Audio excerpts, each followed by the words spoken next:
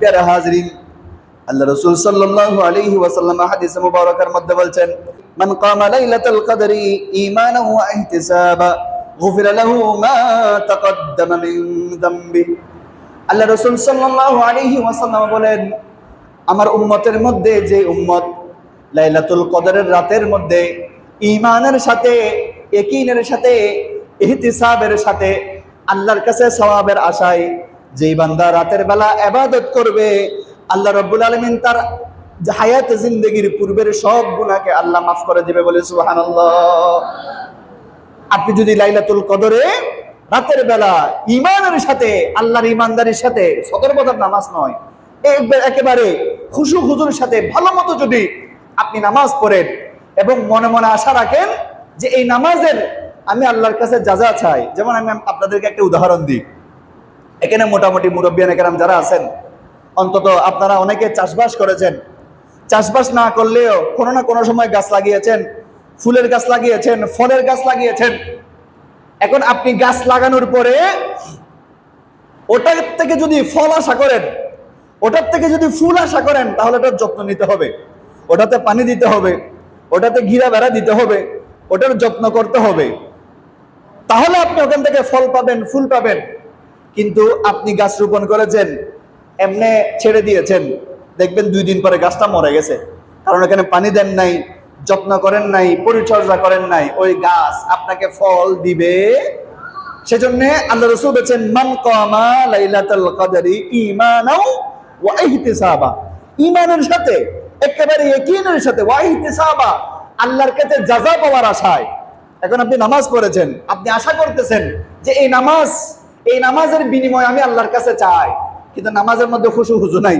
নামাজটা পড়েছেন, এমনি নামাজ পড়তে হচ্ছে পড়েছেন, ছেড়ে দিয়েছেন।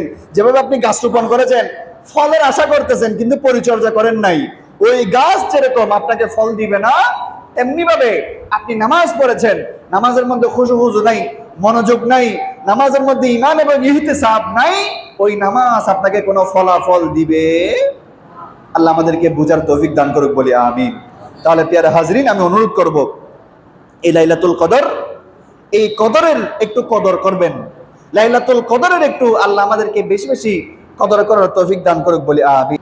এখন আসেন প্রিয় হাজরিন, আম্মা জান আয়েশা সিদ্দিকা রাদিয়াল্লাহু তাআলা আনহা আল্লাহর হাবিব সাল্লাল্লাহু আলাইহি ওয়াসাল্লামের কাছে জিজ্ঞেস করলেন, ইয়া রাসূলুল্লাহ সাল্লাল্লাহু আলাইহি ওয়াসাল্লাম, আমি যদি লাইলাতুল কদরটা পেয়ে যাই, তাহলে আমি আল্লাহর কাছে কি দোয়া করব, আল্লাহর কাছে কি চাইব?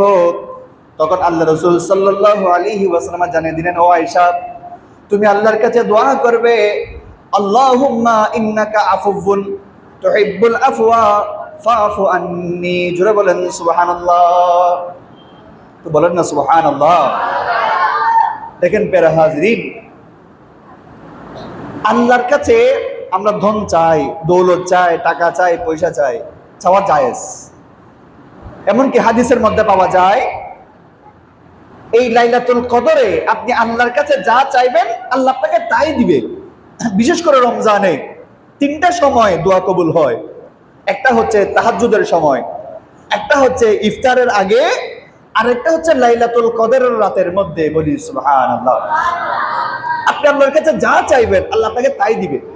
তবে দুনিয়ার ধন দৌলত, দুনিয়ার টাকা পয়সা, এটার চেয়ে আল্লাহর কাছে ক্ষমা চাওয়া, এটা অনেক বড় একটা ইবাদত। কারণ আল্লাহ আপনাকে ধনও দিল, দৌলতও দিল, টাকাও দিল, পয়সা দিল, কিন্তু আল্লাহ আপনাকে ক্ষমা করলো না, আপনি আল্লাহর কাছে ক্ষমা পেলেন না, এই টাকা পয়সার মূল্য কি? সেজন্য আম্মা জান আয়েশা আল্লাহ রাসূলকে জিজ্ঞেস করছে, ইয়া রাসূলুল্লাহ, আমি যদি লাইলাতুল কদর পাই, আল্লাহর কাছে কি চাইবো? আল্লাহ রাসূল বলেন নাই আয়েশা ধন চাইবে, আয়েশা দৌলত চাইবে, আয়েশা টাকা চাইবে, আয়েশা পয়সা চাইবে, আয়েশা সুস্থতা চাইবে, দুনিয়া চাইবে। আল্লাহ রাসূল এগুলো কিছুই বলেন নাই। আল্লাহ রাসূল বলেন, ও আয়েশা, তুমি আল্লাহর কাছে দোয়া করবে, আল্লাহুম্মা, আয় আমার আল্লাহ, ইন্নাকা আফুউন, ও আল্লাহ, আপনি তো ক্ষমাকারী, তুহিব্বুল আফওয়া, এবং আপনি ক্ষমা করতে ভালোবাসেন, বান্দাকে আপনি ক্ষমা করতে পছন্দ করেন, ফাআফু আন্নী, আল্লাহ রে, আপনি আমার হায়াতে জিন্দেগির সব গুনাহকে মাফ করে দেন। বলি সুবহানাল্লাহ।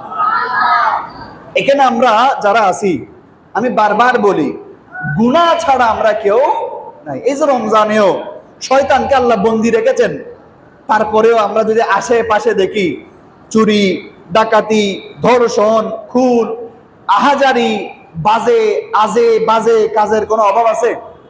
এমনকি আমরা নিজেদের মধ্যেও যদি দেখি, আমরা অনেকেই হয়তো ইচ্ছা করে কোনো কাজ নাই, কর্ম নাই, নামাজ ছেড়ে দিয়েছি, 5 ওয়াক্ত নামাজ পড়ি নাই, 2-4 দিন তারাবি করেছি, এরপরে তারাবি পড়ি নাই, এই আপনার ভালো কাজ করি নাই, অনেক সময় অনেক বেয়াদবি করে ফেলেছি।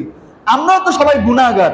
বিশেষ করে যেটা আমি একটু আগে বলেছিলাম, বেশি বেশি তওবা ইস্তেগফার করবেন, বেশি বেশি তওবা ইস্তেগফার করবেন। এবং যেই দোয়াটা আমি একটু আগে বলেছিলাম, আপনারা একটু আমার সাথে একবার পড়তে পারবেন ইনশাআল্লাহ? এটা আমার সাথে পড়েন, আল্লাহুম্মা ইন্নাকা আফুউন তুহিব্বুল আফওয়া ফাআফু আন্নী। মানে আল্লাহ রে, আপনি ক্ষমাশীল, আপনি ক্ষমা করতে ভালোবাসেন, আপনি একটু আমার হায়াতে জিন্দেগির গুনাহগুলোকে একটু মাফ করে দেন, একটু ক্ষমা করে দেন, বলি সুবহানাল্লাহ।